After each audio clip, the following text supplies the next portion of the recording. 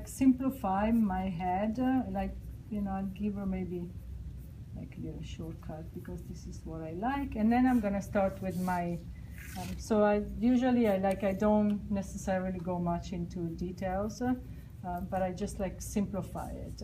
Okay, so my neck, I wanted to elongate it, so I'm moving my paper higher, right? So I'm gonna move higher, and I'm gonna give, let's say maybe 1/8, like something like that. So and then I'll trace my neck, and it's always good to mark this point, okay? Then I'm gonna start to trace my shoulder below, and the beginning of my arm, below your arm hole. So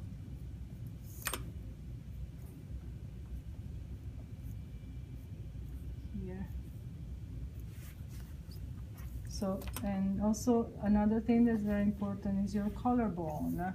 It will give more a real sense of like the figure.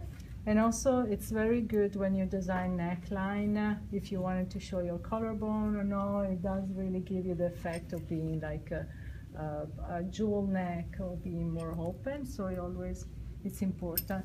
So then now I wanted to elongate the torso and the upper arm. So same story, I'm gonna start to move her up.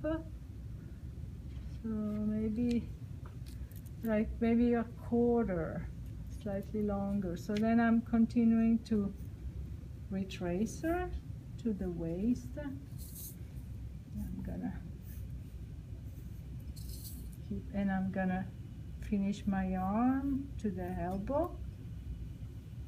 And usually on the front I can mark my elbow with like a little, almost like if it was this little skin, a touch, like a movement.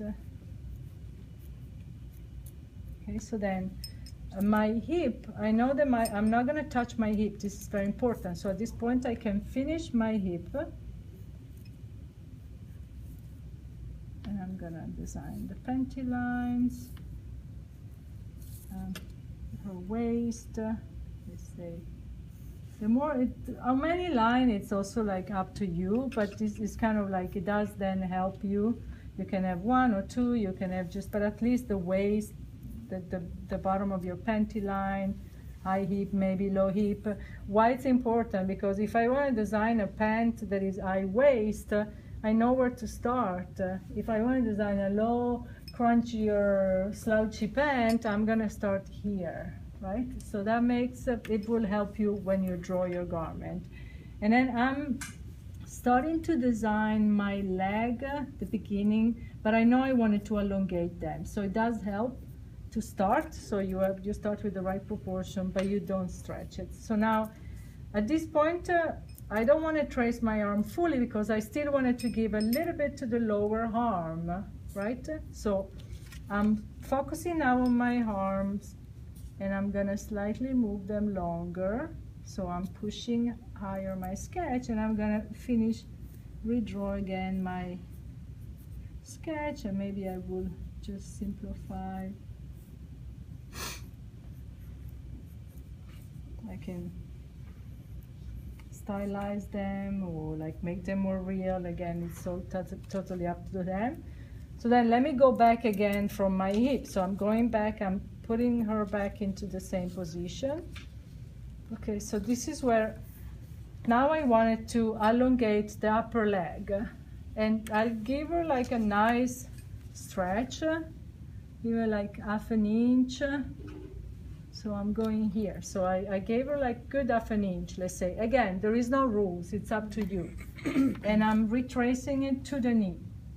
So I'm retracing it to the knee. So I like to mark the knee. Usually sometimes it can be an horizontal line. Very often is the 2 tucks of your kneecap. Yeah.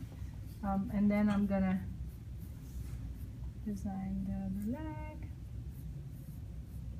to the knee, and my kneecap here.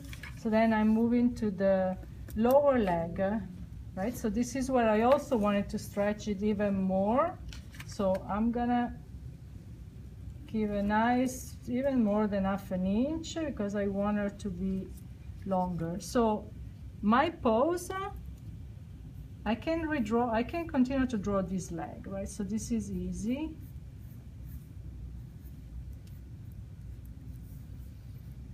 I can finish. You know, if you want to give shoes or no shoes, whatever I want. But then for these legs, now I'm off, right? So I need to elongate it in this direction. But so simply what I'll do, I'm going to just slightly shift my sketch so I combine them. So I move horizontal, so I'm still in the same direction, right? So, and then I'm gonna